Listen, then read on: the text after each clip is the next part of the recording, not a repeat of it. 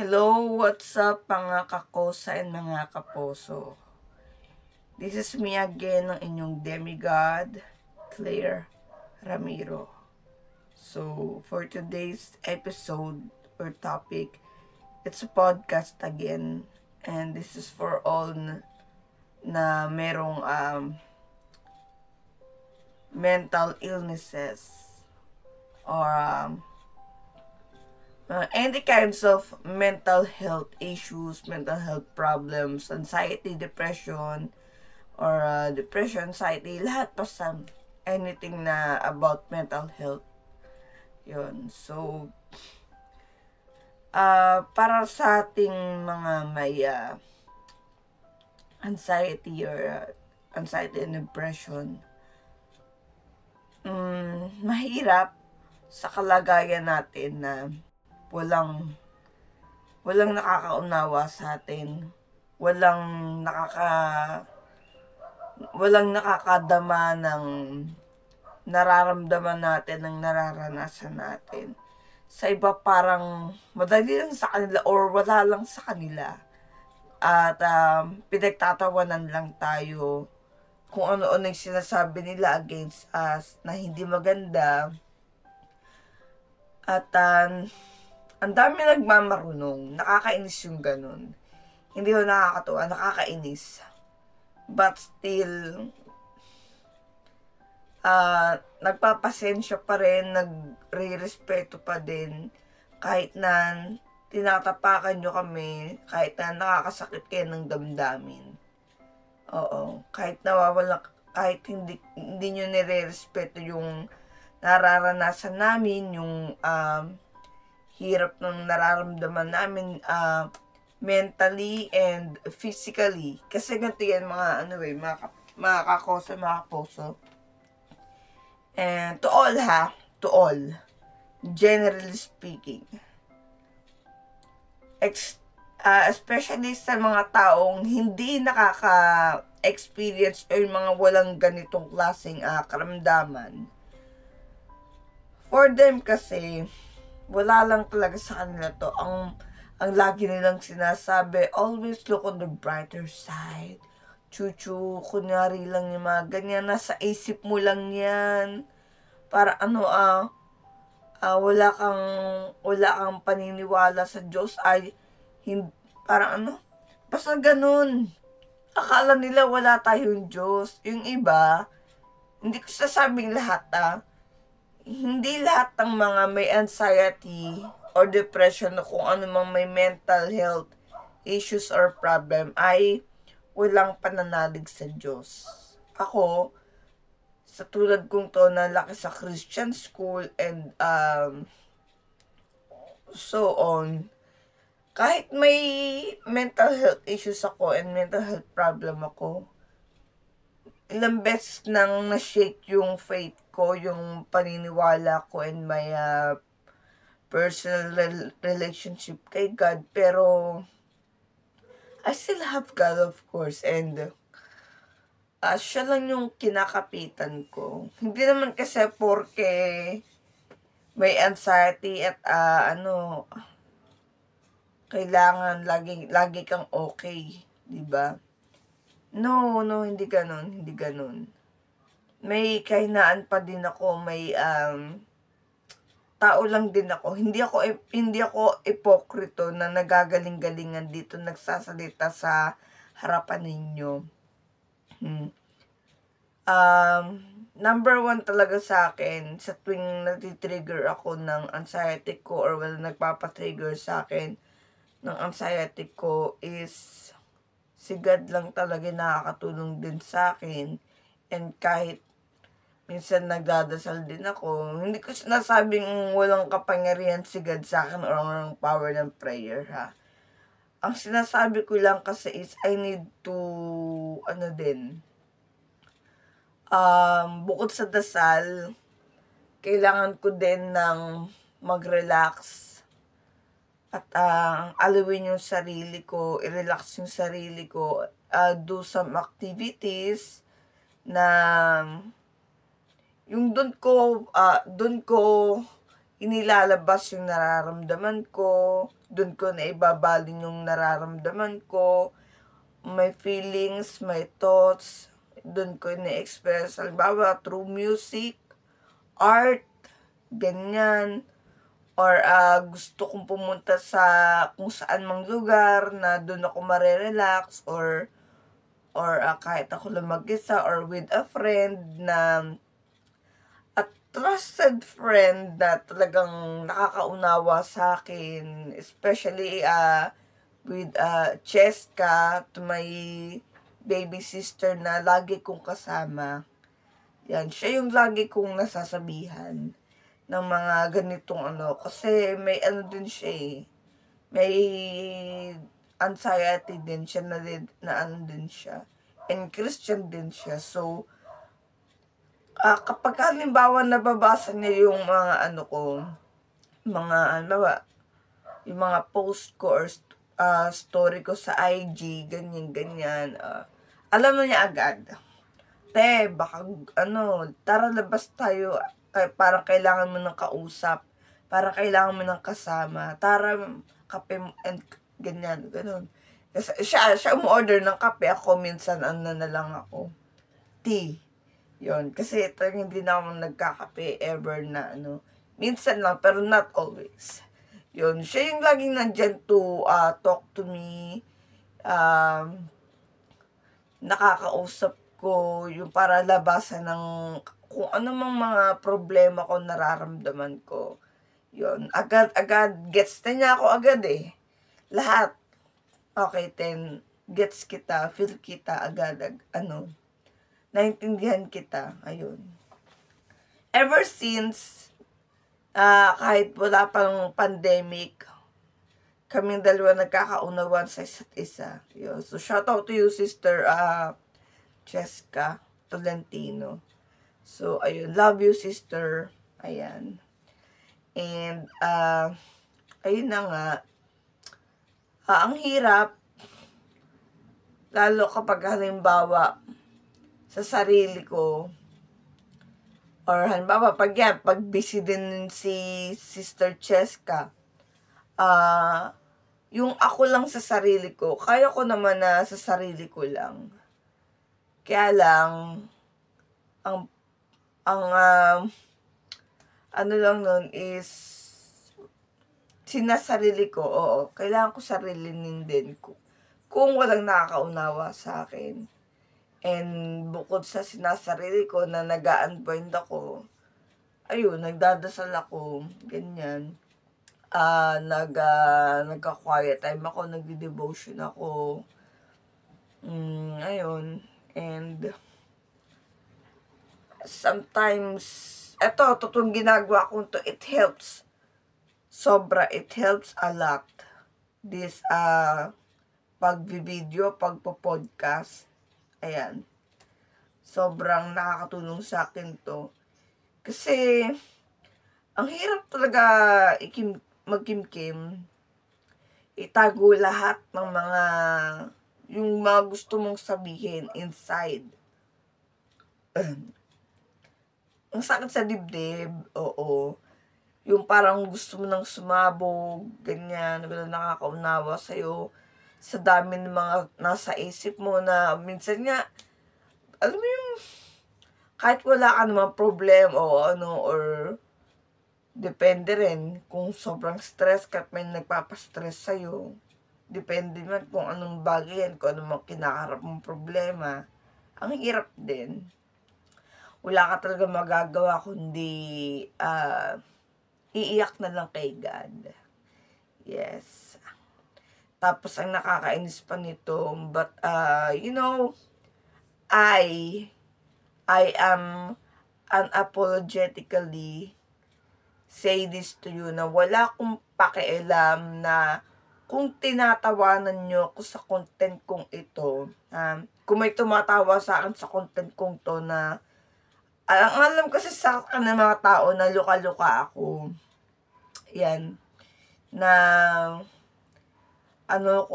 bargas din ako sa mga kaibigan ko. I mean, yung palabiro, ganyan, kalog. Hindi nila alam na na nagiging seryoso din ako at para sa kanila ito mga ginagawa kong to, katawa-tawa. May nakita ko, hindi ko na i-mention, kaibigan ko din siya.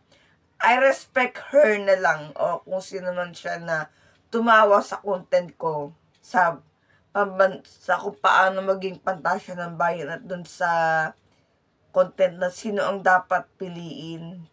Yon sa content ko yun. I respect you na lang dahil kaibigan kita at mahal kita bilang kaibigan ko. Yon. And I'm sure hindi lang ikaw siguro ang tumawa sa akin or nagmukha kong katawa-tawa doon. But wala akong pakialam kung comedy ako para sa'yo o kung kanino man. Basta ako, gusto kong nilalabas yung nararamdaman ko eh. Nagpapakatotoo kasi ako. Yon. Nagpapakatotoo ako. Hindi ako hipokrita, hindi ako plastic. Totoo ako. Ang hirap kasi nung nagkikimkim, yung hindi nagsasabi na kung ano yung totoong nararamdaman mo, di ba? Kailangan ko din kasing umiyak. Kailangan ko din mag-meditate. Kailangan kong ayusin yung sarili ko. Kung saan ako convenient, kung saan ko pwedeng ilabas yung kung ano yung nararamdaman ko, why not? Kung yun yung tanging paraan o solusyon para makatulong sa akin, para lumuwag yung nararamdaman ko inside. Diba? Palibhasa kasi, wala kayo sa sitwasyon namin, sa kalagayan namin may mga anxiety and depression or anumang mental health problem or issues. Ganun eh. Kasi para sa inyo talaga, wala lang. Para sa inyo kasi siguro, yan, ganun si Sinakler, ano naman yan eh, ganda ng bayan ng mga yan, may kaya naman yung mga yan, social naman yan, ganyan, whatsoever, nasa kanya ng lahat, pero, para hindi pa rin masaya, ina-anxiety pa din, ganyan, kung ano-ano man, nasa ng lahat, meron ka magandang bahay, kumakain ka, may bubong na sisilungan, meron kang kumpleto pamilya mo.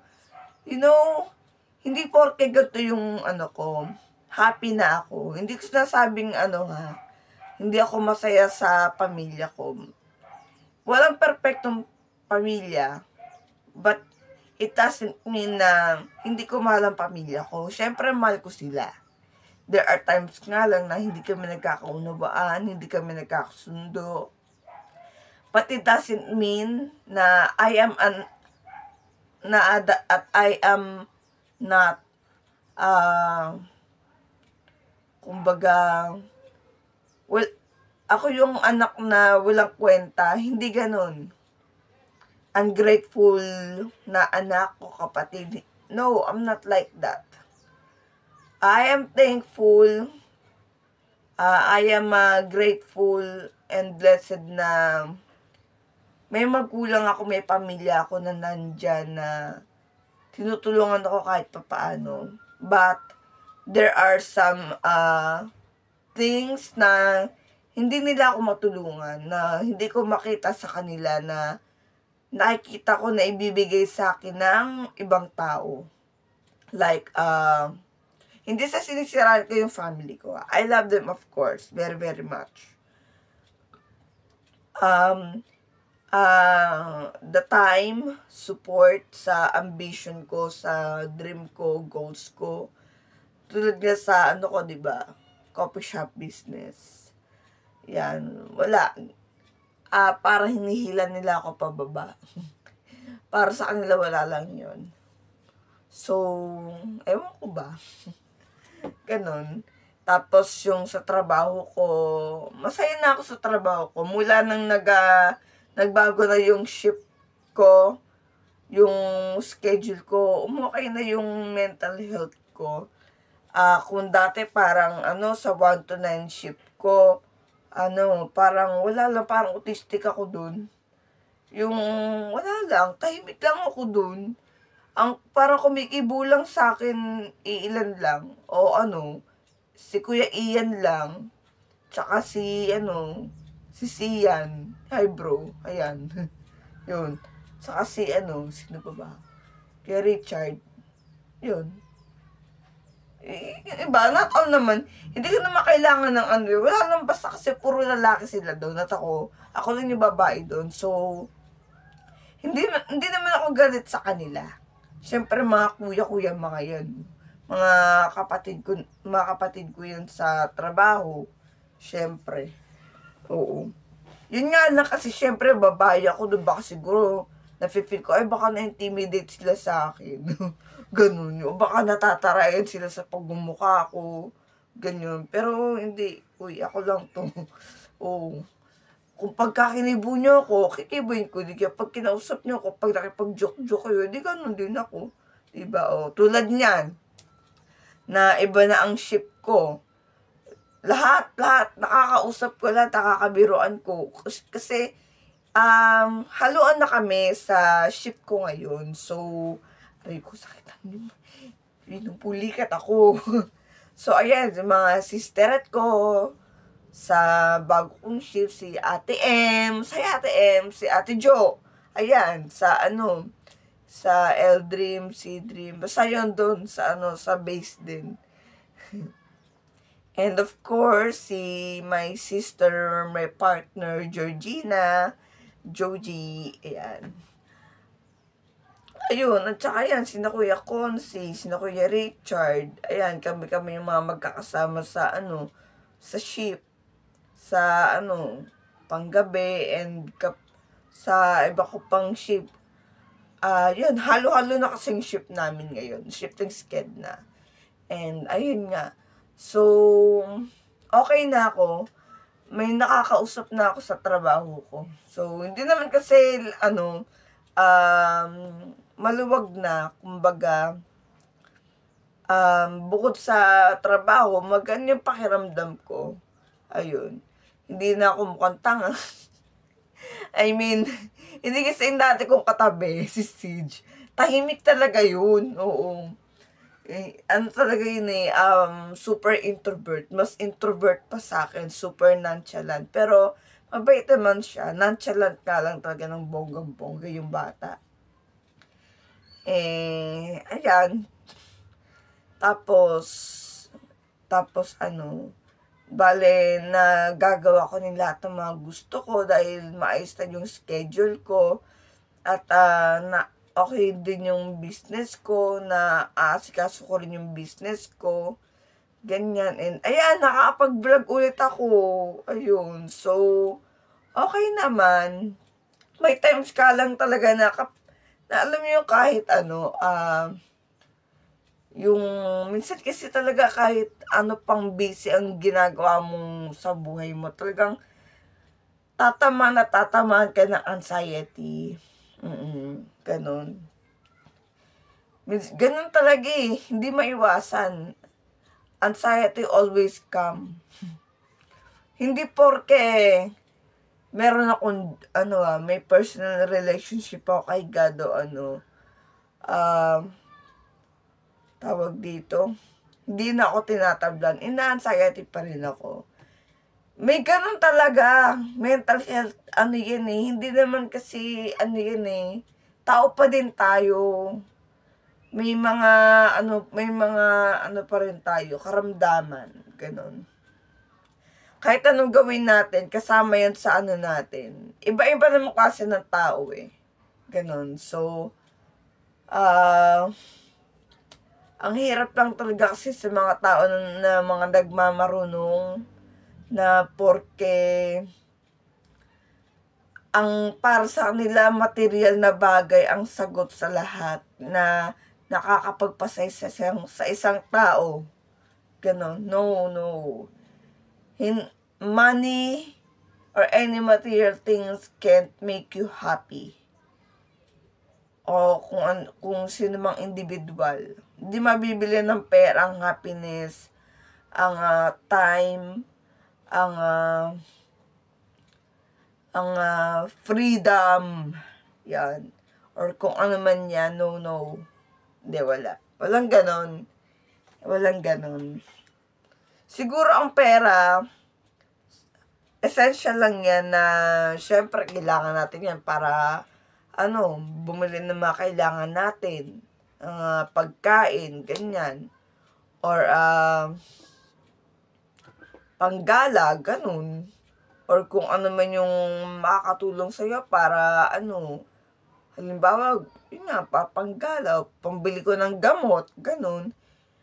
But there are some things, bukod sa pera, may mga bagay na kailangan para makatulong, para maibsan yung problema sa mental health. Kailangan i-treat yung sarili, ganun. O bukod sa pagdadasal, ganun.